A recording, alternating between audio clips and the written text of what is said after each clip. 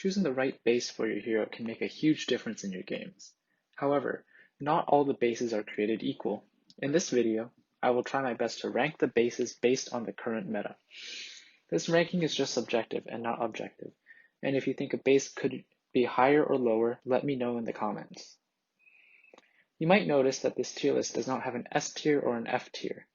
This is because those tiers are usually reserved for broken, units that need a nerf, or units that are downright unusable.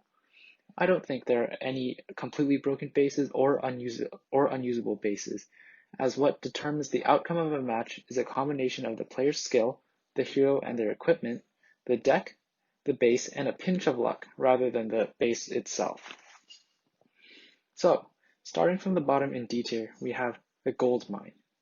The gold mine is most prevalent in lower leagues as a means for beginners to get gold faster, but it is almost non-existent in higher leagues as there are simply better options in terms of gameplay.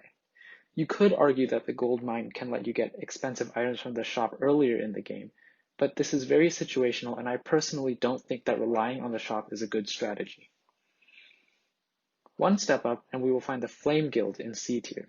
At first, you might think that this base could be rated higher because it can be used for chip damage or finishing off your opponent and its fireballs can counter the strongest hero as of update 1.9, Greyhen.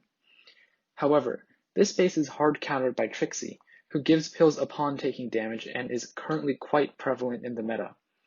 Fighting Trixie with the Flame Guild can be extremely frustrating as your hand can fill up with pills very quickly, resulting in a quick defeat. Next in B tier, we have the Coffin. It could be argued that the Coffin could be rated higher since it does a lot of damage when it is activated, and I would agree with you. 9 damage is quite a lot, especially when paired with Scarlet's skill 2 or Breeze's skill 3. In fact, before update 1.9, the Coffin would be at least A tier and possibly broken S tier, since the Breeze and Coffin combo was so potent, but since Breeze, who is a main user of the Coffin base, and the prison itself have both been nerfed, it no longer belongs in A tier. I personally don't like it because it doesn't give you anything besides a level up when you pass the base, and it requires the opponent to be in prison to activate its special effect.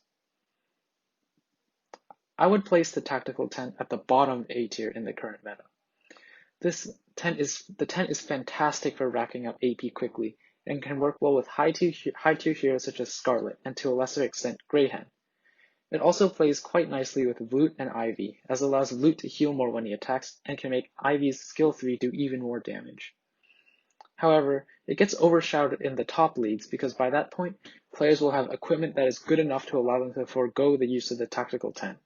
Overall, it's a solid base that can find use in low to mid and mid-high leagues. Finally, in my opinion, the best base in the current meta is the Elm. The Elm works with every hero as it gives more HP to more aggressive heroes such as Scarlet or Exer, and allows more survivability for Outlast players such as Goldberg or Greyhen.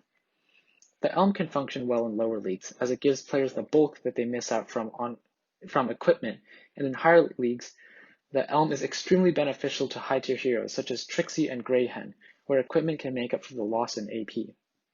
However, the Elm has one major counter, Vloot's Blood Curse, which does damage when your hero heals. However, as of the making of this video, Vloot players aren't too common, and Greyhen, who works best with the Elm, can get his shield frequently enough to block the Blood Curse. Again, this tier list is completely subjective and based on my opinion, so if you think that a base could be higher or lower, feel free to discuss it in the comments below. Thanks for watching.